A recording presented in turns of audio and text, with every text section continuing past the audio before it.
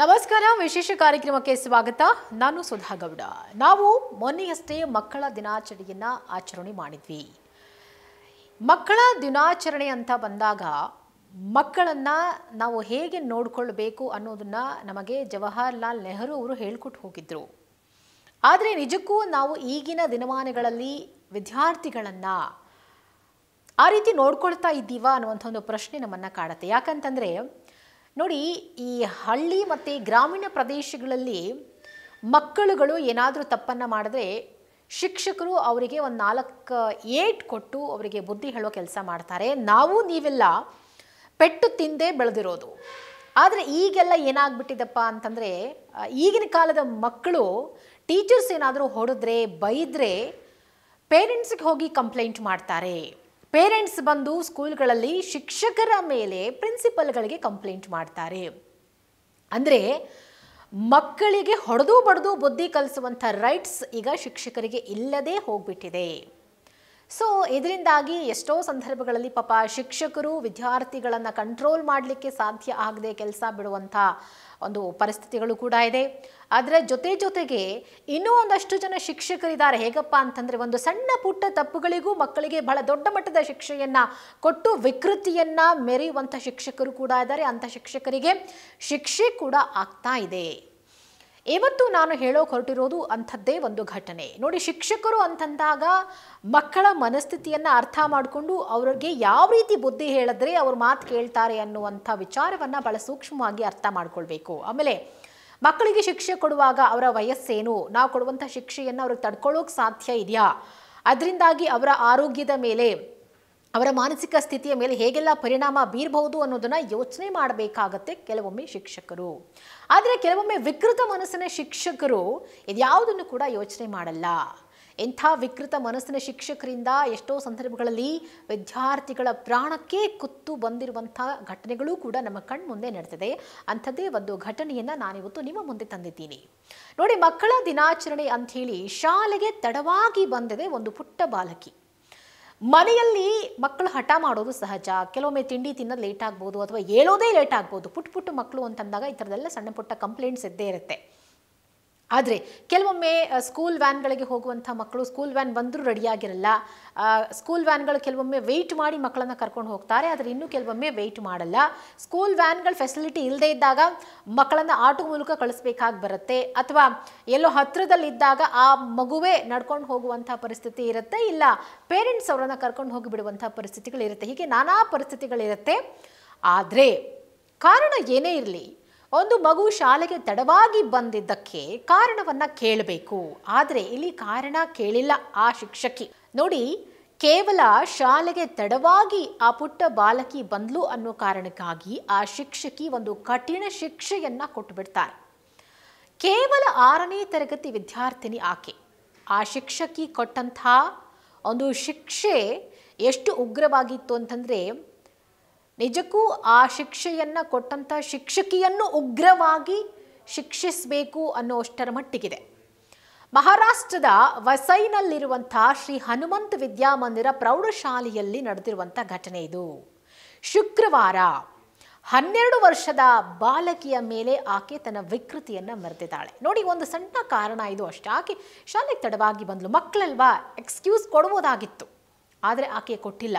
ತುಂಬಾ ಡಿಸಿಪ್ಲೀನ್, ತುಂಬ ಸ್ಟ್ರಿಕ್ಟ್ ಆಗಿರುವಂಥ ಶಿಕ್ಷಕರು ಏನಾದರೂ ಅಂಥ ಮಕ್ಕಳಿಗೆ ಸಿಕ್ಬಿಟ್ರೆ ನಿಜಕ್ಕೂ ಪಾಪ ಅವರ ಮಕ್ಕಳ ಪಾಡು ನಿಜಕ್ಕೂ ನರಕ ಯಾತನೆ. ತಡವಾಗಿ ಬಂದಿದ್ದಕ್ಕೆ ಏನು ಶಿಕ್ಷೆ ಕೊಟ್ಟಿರ್ಬೋದು ಹೇಳಿ?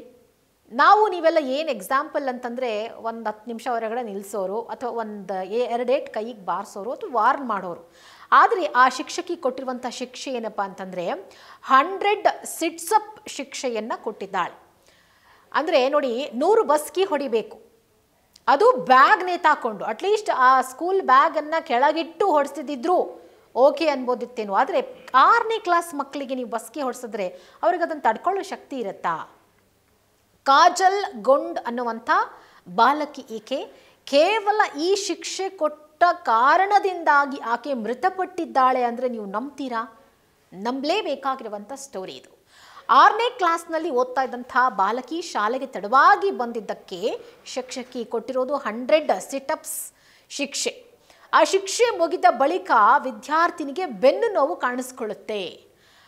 ಆಗ ಆ ಬಾಲಕಿ ಮೇಡಮ್ ನನಗೆ ಬೆನ್ನೋತಾ ಇದೆ ಅಂಥೇಳಿ ಒಂದು ದೂರನ್ನು ಹೇಳ್ತಾಳೆ. ಬೆನ್ನೋವು ಅಂಥೇಳಿ ಹೇಳಿ ಸ್ವಲ್ಪ ಹೊತ್ತಿಗೆ ಆಕೆ ಅಲ್ಲೇ ಕುಸಿದು ಬೀಳ್ತಾಳೆ. ತಕ್ಷಣವೇ ವಿದ್ಯಾರ್ಥಿನಿಯನ್ನು ಸಮೀಪದ ಆಸ್ಪತ್ರೆಗೆ ಕೂಡ ಅಡ್ಮಿಟ್ ಮಾಡಲಾಗುತ್ತೆ. ಆದರೆ ಅಷ್ಟರಲ್ಲಾಗಲೇ ಆಕೆಯ ಆರೋಗ್ಯ ಸ್ಥಿತಿ ತುಂಬಾ ಹದಗೆಟ್ಟು ಹೋಗಿರುತ್ತೆ.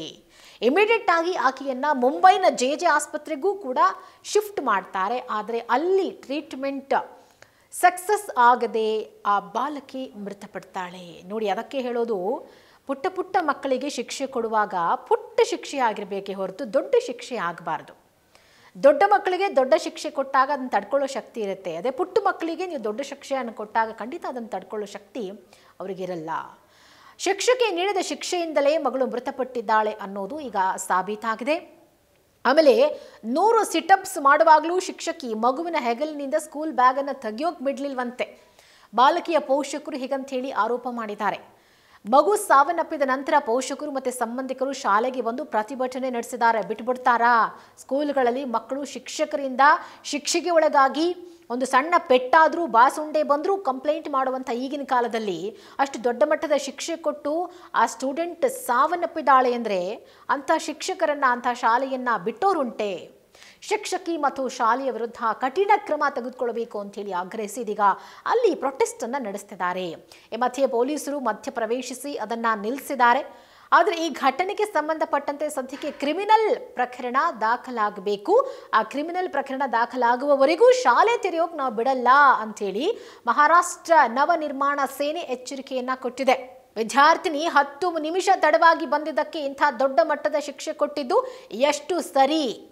ಘಟನೆ ಕುರಿತು ಶಿಕ್ಷಣ ಇಲಾಖೆ ತನಿಖೆಗೂ ಕೂಡ ಆದೇಶವನ್ನು ಮಾಡಿದೆ. ಈ ಘಟನೆಯಿಂದ ನಾವು ಅರ್ಥ ಮಾಡ್ಕೊಳ್ಬೇಕಾಗಿರೋದು ಏನಪ್ಪಾ ಅಂತಂದರೆ, ಮಕ್ಕಳ ಮನಸ್ಥಿತಿಯನ್ನು ಅರ್ಥ ಮಾಡ್ಕೊಳ್ಳೋ ಜೊತೆಗೆ ಮಕ್ಕಳ ಪರಿಸ್ಥಿತಿಯನ್ನು ಅರ್ಥ ಮಾಡ್ಕೊಳ್ಬೇಕು.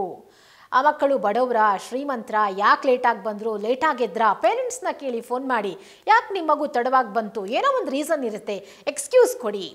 10 ವರ್ಷ ಒಳಗಿನ ಮಕ್ಕಳು ಅಥವಾ 14 ವರ್ಷ ಒಳಗಿನ ಮಕ್ಕಳು ಅಂತಂದ್ರೆ ಅಟ್ಲೀಸ್ಟ್ 7th ಸ್ಟ್ಯಾಂಡರ್ಡ್ ಒಳಗಿರುವಂಥ ಮಕ್ಕಳು ಲೇಟಾಗಿ ಬಂದರೂ ಪ್ರಪಂಚ ಮುಳುಗೋಗಲ್ಲ. ಲೇಟಾಗಿ ಬಂದರೂ 10 ನಿಮಿಷ ಲೇಟಾಗಿ ಬಂದರೂ ಅದನ್ನು ಫರ್ಗಿವ್ ಮಾಡುವಂಥ ಒಂದು ಮನಸ್ಥಿತಿ ಶಿಕ್ಷಕರಿಗಿರಬೇಕು.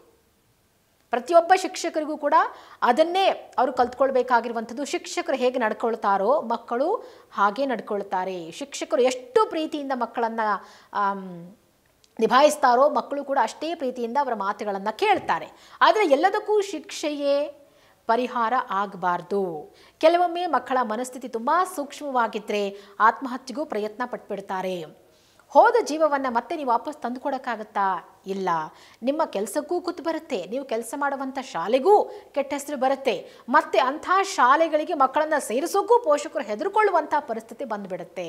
ಹಾಗಾಗಿ ಈ ಒಂದು ಘಟನೆ ಎಲ್ಲರಿಗೂ ಮಾದರಿ ಆಗಲಿ ಅನ್ನೋ ಕಾರಣಕ್ಕಾಗಿ ನಾನು ಇವತ್ತು ಈ ಒಂದು ಸ್ಟೋರಿಯನ್ನು ತಗೊಂಡು ಬಂದಿದ್ದೆ. ಸೊ ಈ ಸ್ಟೋರಿ ನಿಮ್ಮೆಲ್ಲರಿಗೂ ಇಷ್ಟ ಆಗಿದೆ ಅಂತ ಹೇಳಿ ಭಾವಿಸ್ತೀನಿ. ದಯವಿಟ್ಟು ಯಾವುದೇ ಶಿಕ್ಷಕರು ಈ ಥರದ ಒಂದು ಶಿಕ್ಷೆಯನ್ನು ಮಕ್ಕಳಿಗೆ ಕೊಡೋಕ್ಕೆ ಹೋಗಬೇಡಿ. ಫರ್ಗಿವ್ ಮಾಡಿ. ಮಕ್ಕಳು ಸ್ಕೂಲ್ಗೆ ಲೇಟಾಗಿ ಬಂದರೆ ಹೋಮ್ವರ್ಕ್ ಮಾಡಿಲ್ವಾ, ನೆಕ್ಸ್ಟ್ ಡೇ ಮಾಡಿಸಿ. ಪ್ರಪಂಚ ಏನು ಮುಳುಗೋಗಲ್ಲ. ಅತಿಯಾದ ಡಿಸಿಪ್ಲಿನ್ ಮಕ್ಕಳ ಮೇಲಿನ ಮಾನಸಿಕ ಒತ್ತಡಕ್ಕೆ ಕಾರಣ ಆಗುತ್ತೆ ಅನ್ನುವಂಥ ವಿಚಾರವನ್ನು ಶಿಕ್ಷಕರಾದರೂ ಅರ್ಥ ಮಾಡಿಕೊಳ್ಳೇಬೇಕು.